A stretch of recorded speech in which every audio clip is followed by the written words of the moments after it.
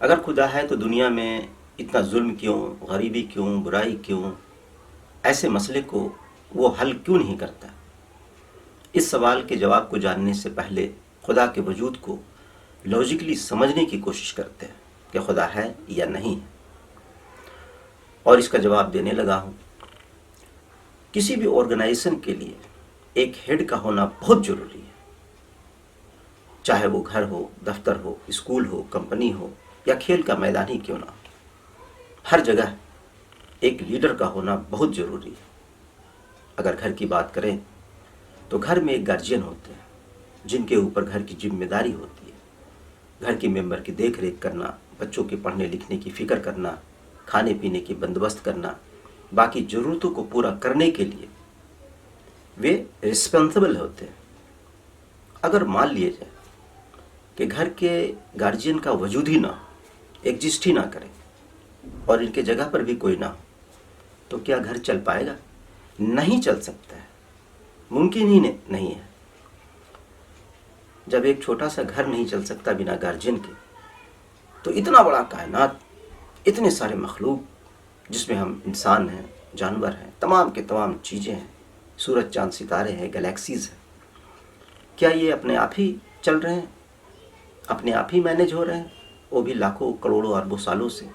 ممکن نہیں ہے، پاسبل ہی نہیں ہے، کیونکہ ایک چھوٹا سا گھر نہیں چل سکتا بنا ہیڈ کے، تو اتنا بڑا کائنات جس کا اور چھوڑ کا پتہ نہیں ہے، وہ کیسے چل سکتا ہے بنا سپریم پاور کے؟ تو اس سے پتہ چلتا ہے کہ اس کائنات کا بھی خالق ہے، مالک ہے، خدا ہے۔ اور خدا کو جاننے کے لیے، سمجھنے کے لیے زیادہ سائنس کی ضرورت نہیں ہے، اور نہ ہی زیادہ لاجک کی ضرورت ہے، بلکہ عقل کی ضرورت ہے، دل کی ضرورت ہے، کیونکہ یہ دل گہری سوچ فراہم کرتا ہے۔ اب اصل سوال پہ آتے ہیں کہ جب خدا ہے، خدا ایگزسٹ کرتا ہے، تو پھر دنیا میں اتنے ظلم کیوں ہو رہے ہیں، اتنی برائی ہے، اتنی غریبی ہے، اس کا حل کیوں نہیں کرتا وہ؟ کیا وہ صرف دیکھتا ہے، صرف جانتا ہے؟ تو اس کا جواب بھی ہم لاجکلی سمجھنے کی کوشش کریں گے، جاننے کی کوشش کریں گے۔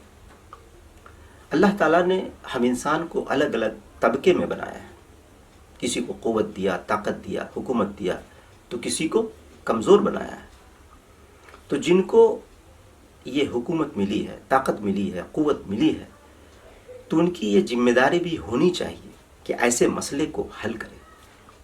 ایک چھوٹے سے اگزامپل سے سمجھتے ہیں کہ راستے میں کہیں پہ پتھر پڑا تو اسے سائیڈ میں لگانا کس کی ذمہ داری ہے؟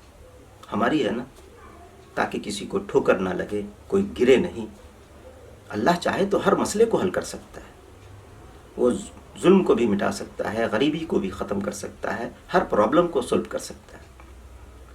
پھر ہمارا رول کیا ہے؟ ہم کس کام کے لیے اس دنیا میں آئے ہیں؟ اور وہ بھی اتنے عقل کے ساتھ، اتنے سمجھ بوجھ کے ساتھ، طاقت اور قوت کے ساتھ۔ ہماری بھی تو ذمہ داری بنتی ہے۔